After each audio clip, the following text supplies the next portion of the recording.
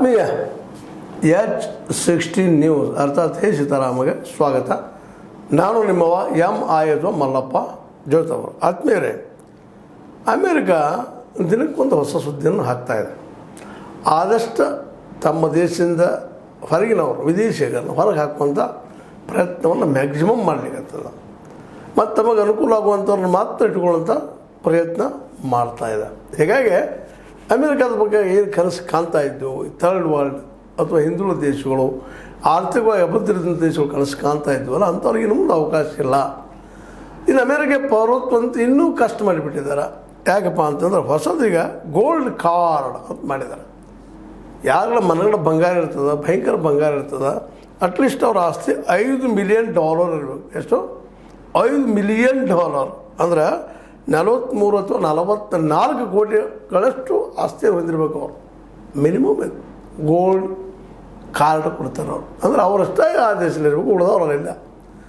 ದುಡಿಯೋಕೆ ಬಂದವ್ರಂತ ಅದರಲ್ಲೂ ಏನಪ್ಪ ಅಂದ್ರೆ ಅಕ್ರಮ ವಲಸಿಗರಿಗಂತ ಒಟ್ಟು ಬಂದದು. ಇನ್ನು ಮೇಲೆ ಬಂದು ಹೋಗುತ್ತೆ, ಯಾವ ಬೇಕಾದ್ರೆ ಕಿತ್ತಾಕ್ಬೋದು ಅವ್ರನ್ನ. ಅದು ನಮ್ಮ ಜನ ಹೋಗ್ಬೇಕಂತ ಬಯಸ್ತಾ ಇದ್ದಾರೆ. ಇಷ್ಟು ರಿಸ್ಟ್ರಿಕ್ಷನ್ ಯಾಕೆ ಅದನ್ನು ಹಾಕಿದ್ರಪ್ಪ, ಇದ್ಯಾಕೆ ದೊಡ್ಡದು ಮಾಡ್ತಾ ಇದ್ದಾರೆ ಇವರು ಅಂತ ವಿಚಾರ ಮಾಡಿದಾಗ ಸಹಜವಾಗಿ ನಮ್ಮ ಟ್ರಂಪ್ ಅವ್ರು ಹೇಳ್ತಾರೆ ಅದನ್ನು. ಈ ಗೋಲ್ಡ್ ಕಾರ್ಡ್ ಪಡೆಯೋರು ಯಾರು ಅಥವಾ ವೀಸಾ ಪಡೆಯೋರು ಯಾರಪ್ಪ ಅಂತಂದ್ರೆ ಶಾಶ್ವತವಾಗಿರುವಂಥವ್ರು ಶ್ರೀಮಂತರಾಗಿರುತ್ತಾರೆ, ರೊಕ್ಕ ಮನೆಗಳಿರ್ತಾರೆ ಕಡೆ. ಅವರು ಯಶಸ್ಸು ಕಾಣುತ್ತಾರೆ. ದುಡ್ಡು ಏನಿರ್ತದೆ ಅಲ್ಲಿ ಯಶಸ್ಸು ಆಗ್ತದೆ. ದುಡ್ಡು ಇಲ್ಲದ್ರೆ ಹೇಗೆ ಯಶಸ್ಸು ಆಗ್ತೀರಿ ನೀವು? ಹೊಸ ವ್ಯಾಖ್ಯಾನ ಕಲಿಯುವಂಥವೆಲ್ಲ ಶ್ರೀಮಂತ ದೇಶಗಳು ಕಲಿಸುವಂಥ ಪಾಠಗಳಿವೆಲ್ಲ ನಾವು ಕಲಿಬೇಕಾಗಿದೆ. ಶ್ರೀಮಂತರಾಗಿರ್ತಾರೆ, ಅವರು ಯಶಸ್ಸು ಕಾಣುತ್ತಾರೆ, ಅವರು ಭಾರಿ ಮೊತ್ತ ಖರ್ಚು ಮಾಡುತ್ತಾರೆ. ಯಾಕೆ ದುಡ್ಡು ಐತಿ ಖರ್ಚು ಮಾಡ್ತಾರೆ. ಆದರೆ ನಮ್ಮ ಮಾರ್ಕೆಟ್ ಬೆಳೀತೈತಿ, ನಾವು ಶ್ರೀಮಂತರಾಗ್ತೀವಿ. ಅವ್ರ ರೊಕ್ಕ ತೊಗೊಂಡು ಅವ್ರು ಹುಡುಗಿದಾರರಾಗ್ತಾರೆ ಅಂತ ಹೇಳ್ತಾ ಇದ್ದಾರೆ. ದೊಡ್ಡ ಮೊತ್ತವನ್ನು ತೆರಿಗೆ ರೂಪದಲ್ಲಿ ಪಾವತಿಸ್ತಾರೆ, ಟ್ಯಾಕ್ಸ್ ಕೊಡ್ತಾರೆ ಫುಲ್ಲಾಗಿ. ಅವರು ಫುಲ್ಲಾಗಿ ನಾವು ಏನು ಹಾಕ್ತೀವಿ ಗಪ್ಪ ಕೊಡ್ತಾರೆ. ಈಗ ವಿಚಾರ ವಿಮರ್ಶೆ ಮಾಡೋದೂ ಇಲ್ಲ, ತಕರಾರು. ಜನರಿಗೆ ಉದ್ಯೋಗ ನೀಡ್ತಾರೆ. ಯಾವ ಜನರಿಗೆ? ಅಲ್ಲಿ ಅಮೇರಿಕಾದಲ್ಲಿದ್ದವ್ರಿಗೆ ಉದ್ಯೋಗ ನೀಡ್ತಾರೆ. ಮತ್ತು ಭಾಳಷ್ಟು ಇದು ಭಾಳ ಯಶಸ್ಸು ಕಾಣುತ್ತದೆ ಎಂದು ನಮ್ಮ ಭಾವನೆ. ಟ್ರಂಪಿಗೆ ಹೇಳ್ತಾ ಇದ್ದಾರೆ, ಅದು ದುಡ್ಡಿದ್ದವ್ರು ಅಷ್ಟೇ ಬರ್ರಿ, ಅವರು ದೊಡ್ಡಪ್ಪ, ಅವ್ರಿಗೆ ಅವಕಾಶ ಕೊಡ್ತೀವಿ, ನಮ್ಮ ಮಂದಿಗೆ ಉದ್ಯೋಗ ಕೊಡ್ರಿ, ನಿಮ್ಮ ದುಡ್ಡು ಹಾಕಿರಿ, ನಡೆದು ಬಿಡ್ರಿ. ನೀವು ಇರಿ ನಮ್ಮ ದೇಶದಾಗ. ಇಷ್ಟು ದುಡ್ಡಿದ್ದಂಥವ್ರು ಎಷ್ಟು ಜನ ಇರೋದು ಭಾರತದಲ್ಲೇ? ಅಂದರೆ ಇಂಥ ದುಡ್ಡನ್ನು ಇಲ್ಲಿ ಗಳಿಸ್ಕೊಂಡು ಅಲ್ಲಿ ಹೋಗೋವ್ರ ಸಂಖ್ಯೆನೂ ಇಲ್ಲ ಅಂತ ಹೇಳೋಕ್ಕಾಗೋದಿಲ್ಲ. ಯಾಕಪ್ಪ ಅಂತಂದ್ರೆ ದುಡ್ಡು ಇವತ್ತು ದೊಡ್ಡ ಫಸ್ಟ್ ಅಲ್ಲ. ಅದಿದ್ರೆ ಅಮೇರಿಕಾ ಸಹಿತ ಬರ್ರಿ ಬರ್ರಿ ಬರ್ರಿ ಕರಿತಾ ಇದ್ದಾರೆ. ಇದು ನಾವು ತಿಳ್ಕೊಬೇಕಾಗಿದೆ. ಭಾರತೀಯರು, ಬಡ ಭಾರತೀಯರು ಆ ದೇಶಕ್ಕೆ ಹೋಗುವವರು, ನಮ್ಮ ಸರ್ಕಾರಗಳು ಸಹ ತಿಳ್ಕೊಬೇಕಾಗಿದೆ. ಇದೊಂದು ರೀತಿ ನಮ್ಮ ಸರ್ಕಾರಕ್ಕೆ ಅಥವಾ ಥರ್ಡ್ ವರ್ಲ್ಡ್ ಕಂಟ್ರಿಗೆ ಅಥವಾ ಮೂರನೇ ದೇಶಗಳ ಸರ್ಕಾರಗಳಿಗೆ ನಾವು ಒಂದಿಷ್ಟು ಬಿರ್ಸಾಗಿ ಮಾತಾಡೋದಿಲ್ಲ, ಗೆಡ್ಡಿಗೆ ಬಡದಂಗೆ ಅದೇ. ನಿಮ್ಮಲ್ಲಿ ಶ್ರೀಮಂತ ನಟ ಕಳಿಸ್ರಿ, ನಾವು ನಿಮಗಿನ್ನು ಉದ್ಯೋಗ ಕೊಡೋದಿಲ್ಲ. ನಮ್ಮ ದೇಶದ ಏನಿಲ್ಲ ಟೆಕ್ನಾಲಜಿ ನಿಮ್ಗೆ ಬಿಟ್ಟು ಕೊಡೋದಿಲ್ಲ. ನಮ್ಮಲ್ಲಿ ದುಡ್ಡು ಹೂಡೋರನ್ನ ಅಲ್ಲಿ ಕಳಿಸೋದಿಲ್ಲ, ಇಲ್ಲೇ ಇರಲಿ ಅಂದ್ರೆ ಇದ್ರ ಅರ್ಥ ಏನಪ್ಪ ಅಂದ್ರೆ ನಾವು ಬೆಳಿತೀವಿ, ನೀವು ಹಿಂಗೆ ಹೋಗ್ರಿ ಅಂದಾಗ. ಬರೋರಿದ್ರೆ ಭಾಳ ಟೆಕ್ನಿಷಿಯನ್ ಇದ್ದವ್ರಿಗೆ ಅಲ್ಲಿ ಪೌರತ್ವ ಸಿಗೋದಿಲ್ಲ. ಆದರೆ ಅವ್ರು ಬಂದು ದುಡಿಬೋದು, ನಾವು ಪೇಮೆಂಟ್ ಕೊಡ್ತೀವಿ ಅನ್ನುವಂಥ ಧೋರಣೆನೂ ಅದು. ಇದರಿಂದಾಗೆ ಇದು ಹೊಸ ಕಾನೂನು ಶುರುವಾಯಿತು. ಒಂದನೇದಾಗೆ ಅಲ್ಲಿ ಹುಟ್ಟಿದವ್ರು ಇದ್ದರೂ ಸಹಿತ ಕೊಡುವಾಗಿಲ್ಲ. ಎರಡನೇದಾಗೆ 43.54 ಕೋಟಿಗಳಷ್ಟು ಆಸ್ತಿ ಇದ್ದವ್ರು ನಾವು ಕೊಡ್ತೀವಿ ಪೌರತ್ವ. ಅದಿಲ್ಲ ಅಂದ್ರೆ ಇಲ್ಲ. ಯಾಕೆಂದ್ರೆ ನೀವು ಬೇಕಾದ ಉದ್ಯೋಗ ಮಾಡ್ಬೋದು, ಇನ್ವೆಸ್ಟ್ಮೆಂಟ್ ಮಾಡ್ತೀರಿ, ಮತ್ತೇನೋ ಮಾಡ್ತೀರಿ, ಅಲ್ಲಿ ಉದ್ಯೋಗ ಸ್ಟಾರ್ಟ್ ಮಾಡಿ ನಮ್ಮ ಟ್ಯಾಕ್ಸು ಕೊಡ್ತೀರಿ, ನಮ್ಮ ಜನರಿಗೆ ಉದ್ಯೋಗ ಕೊಡ್ತೀರಿ. ಮತ್ತು ನಮ್ಮ ಜನರು ಇಲ್ಲೇ ಅವ್ರಿಗೆ ಈ ಜನರಲ್ಲಿ ನಮ್ಮಲ್ಲಿ ಉಳಿಸ್ಕೊಳ್ಳೋಂಥ ಪ್ರಯತ್ನ ನಮ್ಮ ಸರ್ಕಾರಗಳು ಯಾಕೆ ಮಾಡ್ತಾ ಇಲ್ಲ ಅನ್ನುವಂಥ ದೊಡ್ಡ ಪ್ರಶ್ನೆ ಅದ. ಅಂದರೆ ಇದ್ರೂ ಸಹಿತ ಯಾವ ಪ್ರಮಾಣದಲ್ಲಿ ಇದ್ದಾರೆ ಅದು ಪ್ರಶ್ನೆ ಅದ. ಅದು ನಮ್ಮಲ್ಲೇ ಇಷ್ಟು ದೊಡ್ಡ ಪ್ರಮಾಣದ ದುಡ್ಡಿದ್ದಂಥವ್ರು ಅಮೇರಿಕಕ್ಕೆ ಹೋದ್ರಪ್ಪ ಅಂತಂದ್ರೆ ದೊಡ್ಡ ಹಾನಿ ನಮಗದ.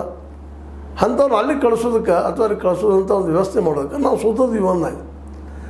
ಅಲ್ಲಿ ಹೋಗಿ ದುಡ್ಡಿನ ಇನ್ವೆಸ್ಟ್ ಮಾಡಿ ಲಾಭ ಮಾಡ್ಕೊಳ್ಳೋವಂಥದ್ದು. ಅಲ್ಲಿ ಟೆಕ್ನಿಷಿಯನ್ ಇದ್ದಾರೆ, ಎಲ್ಲ ಇದ್ದಾರೆ, ಲಾಭ ಮಾಡ್ಕೊಂಡು ಅವ್ರ ದೇಶ ಶ್ರೀಮಂತ ಮಾಡಿ ನಮ್ಮ ದುಡ್ಡನ್ನ ಅಲ್ಲಿ ಇಟ್ಟ ಇದು ಎಷ್ಟು ಮಾಡಿ ಸುರಕ್ಷತೆ ಇಲ್ಲಿದ್ದವ್ರಿಗೂ ಸಹಿತ.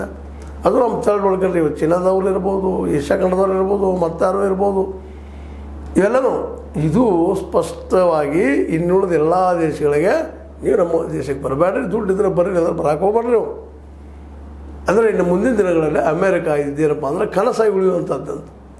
ದುಡ್ಡಿದ್ದವ್ರಿಗೆ ಮಾತ್ರ, ದುಡ್ಡಿದ್ದವ್ರಿಗೆ ಎಲ್ಲರಿಗೂ ಎಷ್ಟೋ ಪ್ರತಿಭಾತಿದ್ರು, ಏನೋ ಇದ್ದರು, ನಿಮ್ಮಲ್ಲಿ ಪ್ರತಿಭೆ ಇರ್ತಾರೆ, ಇಟ್ಕೊಳ್ತಾರೆ, ಪೇಮೆಂಟ್ ಕೊಡ್ತಾರೆ, ನಂತರ ಪೌರತ್ವ ಅಂತ ಏನು ಸಿಗೋದೇ ಇಲ್ಲ ಅನ್ನೋದು ಇದು ಸ್ಪಷ್ಟ ಆಗಲಿಕ್ಕತ್ತದೆ. ಅದಕ್ಕಾಗಿ ಇವತ್ತು ಟ್ರಂಪು ಇನ್ನೊಂದು ಮಾಡ್ತಾ ಇದ್ದಾರೆ, ಅಕ್ರಮ ವಲಸೆಗಳು. ಪಾಪ ಹೋಗಿದ್ರು, ಮೊನ್ನೆ ಬಂತಾರೆ ಈಗಾಗಲೇ 119, 200, 300 ಹಾಕಿ ಕೈಗೆ ಬೇಡಿ ಹಾಕಿ ಮತ್ತೆ ಕಳಿಸ್ಯಾರ. ಇದ್ರ ಬಗ್ಗೆ ಇವತ್ತಿನವರೆಗೆ ಒಂದು ಸೊಲ್ಲಿಲ್ಲ ನಮ್ಮ ಮೋದಿಯವರಿಂದ, ಒಂದು ಮಾತಿಲ್ಲ. ಯಾಕ್ರಿ ಹಂಗೆ ಕಳಿಸ್ತಾ ಇದ್ದೀರಿ, ನಮ್ಮ ವಿಮಾನ ಕಳಿಸ್ತೀವಿ, ಕಳಿಸ್ರಿ ಅಂತ ಹೇಳುವಂಥ ಶಕ್ತಿ ನಮ್ಮಲ್ಲಿ ಉಳಿದಿಲ್ಲ ಇವತ್ತು. ಯಾಕೆಂದರೆ ಇದು imbalance between of two friends. ಒಬ್ಬ ಅತ್ಯಂತ ಶ್ರೀಮಂತ ಅದನ, ಒಬ್ಬ ಅತ್ಯಂತ ಬಡವದನ, ಅದೇ ಹಂಗೆ ಜೋಡಿ ಆಗ್ತದೆ ಹೇಳ್ತಾನೆ ರೀ. ಅತ್ಯಂತ ಶ್ರೀಮಂತ ತನ್ನ ಜೊತೆಗಾರನ ಒಬ್ಬ ಕಡಿಮೆ ತಿಳ್ಕೊಂಡು ವ್ಯವಹಾರ ಮಾಡ್ತಾನೆ, ಮತ್ತೇನೂ ಇಲ್ಲ. ಅವ್ರು ಮುಂದೆ ಗುಡಿಸೋನು ಬುದ್ಧಿ ಹೇಳ್ತಾರೆ, ನಾವು ಟ್ಯಾಕ್ಸ್ ಹಾಕೋದು ಓಪನ್ ಆಗಿ ಹೇಳ್ತಾ ಇದ್ದಾರೆ. ಅದಕ್ಕೇನು ನಮ್ಮವ್ರು ಮಾತಾಡೋದಿಲ್ಲ, ನಮ್ಮ ಮೋದಿಜಿಯವರು. ಅಂದ್ರೆ ಇದೇನಾಗಲಿಕ್ಕತ್ತದಪ್ಪ ಅಂತಂದ್ರೆ ಟ್ರಂಪ್ ಅವರ ಈ ಹಾವಳಿಯಿಂದಾಗೆ ಇವತ್ತು ಯುರೋಪ್ ಖಂಡ ಆಗಿರ್ಬೋದು, ಅದು ಸಹಿತ ಇವತ್ತು ಯುರೋಪಿಯನ್ ಯೂನಿಯನ್ ಇದ್ದಿದ್ದು ಸ್ಪಷ್ಟವಾಗಿ ನಮ್ಮ ಭಾರತ ಜೊತೆಗೆ, ಚೈನಾ ಜೊತೆಗೆ, ಬ್ರಿಕ್ಸ್ ಜೊತೆಗೆ ದೋಸ್ತಿ ಮಾಡ್ಕೊಳ್ಳೋಂಥ ಒಂದು ಹಂತಕ್ಕೆ ಬಂದಿದ್ದಾರೆ. ಈಗಾಗಲೇ ನಿಮ್ಗೆ ಗೊತ್ತು ಅದ, ಟ್ರಂಪ್ ಅವರು ಈ ಬ್ರಿಕ್ಸದ ನಾಣ್ಯಗಳನ್ನು ಅಮಾನ್ಯ ಮಾಡಿದ್ದಾರೆ. ನಮ್ಮ ಡಾಲರ್ನೇ ಉಪಯೋಗ ಮಾಡಬೇಕು ಕಂಡೀಷನ್ ಆಗ್ಯಾರ. ಒಂದು ವೇಳೆ ನೀವು ಮಾಡಲಿಲ್ಲ ಅಂದರೆ ನಿಮ್ಮ ಮೇಲೆ ನಾವು ಯಾಕಪ್ಪ ಕ್ರಮ ತೊಗೋಬಾರ್ದು ಅಂತೇಳಿ ಜಗದ ಬಾಸ್, ಅಮೇರಿಕಾದ ಬಾಸ್ ಟ್ರಂಪ್ ಅವ್ರು ಕೇಳ್ತಾ ಇದ್ದಾರೆ. ಗೋಲ್ಡ್ ಕಾರ್ಡ್ ಅನ್ನುವಂಥ ವೀಸಾ ರೆಡಿ ಮಾಡಿದ್ದಾರೆ. ಅದು ಕೇವಲ ದುಡ್ಡಿದವ್ರಿಗೆ ಮಾತ್ರ ಬರೋದು. ಅದೇ ಕಾಲಕ್ಕೆ ವಿಜ್ಞಾನವನ್ನು ಅಭ್ಯಾಸ ಮಾಡಿದವರು, ತಂತ್ರಜ್ಞಾನವನ್ನು ಅಭ್ಯಾಸ ಮಾಡಿದವರು ಬರ್ಬೋದು, ಆದರೆ ಶಾಶ್ವತವಾಗಿ ಅಲ್ಲಿರುವಂಥದ್ದು ನಾವು ಮೋಸ್ಟ್ಲಿ ನಿಮಗೆ ಕೊಡೋದಿಲ್ಲ ಅಂತೇಳಿ.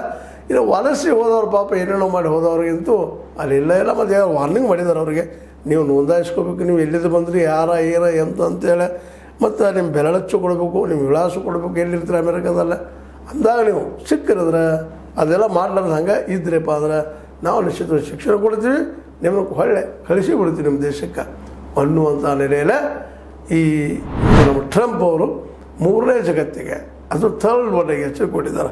ಇದೆಲ್ಲ ನೋಡಿದಾಗ ನಾವು ಇನ್ನೂ ಅಮೇರಿಕೆ ಮೇಲೆ ಆಸೆ ಕೊಡ್ಬೇಕಾ?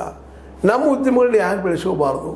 ನಮ್ಮಲ್ಲಿ ಇರೋ ಒಂದಿಷ್ಟು 4 ಜನ, 100, 200 ಜನ ಇದ್ದಾರೆ ಕಾರ್ಪೊರೇಟ್ಗಳು, ಅವ್ರನ್ನೆಲ್ಲ ಹೊರಗೆ ಹಾಕು, ಅವ್ರನ್ನೆಲ್ಲ ಜಗ್ಗು ಪ್ರಯತ್ನ ಇರೋದು. ಯಾಕಂದ್ರೆ ಅದಾನಿ ಅಂಬಾನಿ ಇರಲಿ, ಅವ್ರು ನಮ್ಮ ದೇಶದಲ್ಲಿ ಇದ್ದಂಥವ್ರು, ಅವ್ರು ನಮ್ಮಿಂದ ಈಗ ಸಾಕಷ್ಟು ಗಳಿಸ್ಕೊಂಡಿದ್ದಾರೆ ಶತ ಕೋಟಿಗಳನ್ನು. ಅವರು ಅಂಥವ್ರಿಗಷ್ಟ ಅಮೇರಿಕಾನು, ಅವ್ರಿಗೆಷ್ಟ ರಕ್ಷಣೆ ಏನು ಅನ್ನೋ ಪ್ರಶ್ನೆ ಜೊತೆಗೆ ನಮ್ಮಲ್ಲಿ ಬಂಡವಾಳ ಸಹಿತ ತೊಗೊಂಡು ಹೋಗುವಂಥ ಒಂದು ಹಾದಿ ಮಾಡ್ತಾ ಇದ್ದಾರೆ ಅವರಿಗೆಲ್ಲ ಅಂತ. ಯಾಕಂದ್ರೆ ನಮ್ಮ ಬಂಡವಾಳ ಅದು, ನಮ್ಮ ಬ್ಯಾಂಕ್ಗಳಲ್ಲಿ ಬಂಡವಾಳನ ಇವ್ರು ಮಾಡ್ಕೊಂಡಿದ್ದಾರೆ. ಅದಾನಿ ಅಂಬಾನಿ ಮತ್ತವ್ರು ಇರ್ಬೋದು, ಅದು ಅವ್ರ ಬಂಡವಾಳ ಅಲ್ಲ. ಮತ್ತು ಅವರು ಈಗ ಹೇಳಿದಂಗೆ ಏನಪ್ಪ ಅಂತಂದ್ರೆ ನಮಗೆ ಉದ್ಯೋಗ ಸೃಷ್ಟಿ ಮಾಡಿ ಕೊಡೋದು ಇಲ್ಲ, ಅದ್ರ ಬಗ್ಗೆ ತಿರುಗಿ ಕೆಡಿಸ್ಕೊಳ್ಳೋದಿಲ್ಲ ಅನ್ನೋಂಥ ಟ್ರಂಪ್ ಅವರು ಮೇಲೆ ಹೇಳೋದು ನೋಡಿದಾಗ ನಮ್ಮಲ್ಲಿರುವ ಅಳಿದ ಉಳಿದ ಈ ಕಾರ್ಪೊರೇಟ್ಗಳು ಸಹಿತ ತೆಗೆದುಕೊಂಡು ಹೋಗುವಂಥ ಪ್ಲಾನ್ ಏನಾದರೂ ಮಾಡ್ತಾ ಇದ್ದಾರೆ ಟ್ರಂಪ್ ಅವರು ಅಂತ. ಯಾಕಂದ್ರೆ ಆ ದುಡ್ಡು ಅಟ್ಲೀಸ್ಟ್ ಇವ್ರು ನಮ್ಮಲ್ಲಿ ಹುಡುಕಿಯಾದರೂ ಮಾಡ್ಬೋದು. ಸಪೋಸ್ ಅವ್ರದ್ದಂಥವ್ರ ಏನಪ್ಪ ಅಂತಂದ್ರೆ ಈ ದುಡ್ಡನ್ನು ತೊಗೊಳಿಸುವಾಗ ಈ ಪ್ಲ್ಯಾನ್ ಮಾಡ್ತಾ ಇದ್ದಾರೆ. ಗೋಲ್ಡ್ ಕಾರ್ಡ್ ಅನ್ನುವಂಥದ್ದು ಅದಕ್ಕೆ ಸರ್ಕಾರ ಹೆಚ್ಚಿಕೊಳ್ಬೇಕಾಗಿದೆ, ಈ ಕಾರ್ಪೊರೇಟ್ಗಳ ಮೇಲೆ ರೆಸ್ಟ್ರಿಕ್ಷನ್ ಹಾಕಬೇಕಾಗಿದೆ. ಇದ್ದ ದುಡ್ಡನ್ನು ಇಲ್ಲೇ ನಮ್ಮ ಇನ್ವೆಸ್ಟ್ ಮಾಡಿ ಇಲ್ಲಿ ಉದ್ಯೋಗ ಸೃಷ್ಟಿ ಮಾಡಿಸೋದಕ್ಕೆ ಬೆಲೆ ಹತ್ತಬೇಕಾಗಿದೆ.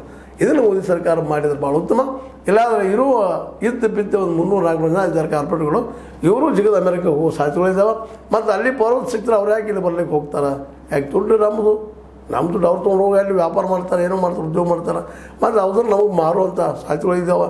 ಎಲ್ಲ ಸಂಬಂಧಗಳು ವಿಚಾರ ಮಾಡಿದಾಗ ಭಾರತ ಮೊದಲು, ನಮ್ಮ ದೇಶ ಮುಂದೆ, ರಾಷ್ಟ್ರ ಮೊದಲು ಅಂತೇಳುವಂಥ BJP ಸರ್ಕಾರ ದಿಸೆಯಲ್ಲೇ ಚಿಂತನೆ ಮಾಡಿ ಹೌದಪ್ಪ ನಮಗೆ ಮೊದಲ ನೀವು ಕಾರ್ಪೊರೇಟ್ರು ಇಲ್ಲೇ ದುಡ್ಡು ಕೊಡಬೇಕು ಅನ್ನುವಂಥ ಒಂದು ರಿಸ್ಟ್ರಿಕ್ಷನ್ ಹಾಕಿದ್ರೆ ಭಾಳ ಒಳ್ಳೆಯದೇನೋ ಅಂತ ಅನಿಸ್ತದೆ. ನಿಮಗೇನು ಅನಿಸ್ತದೆ?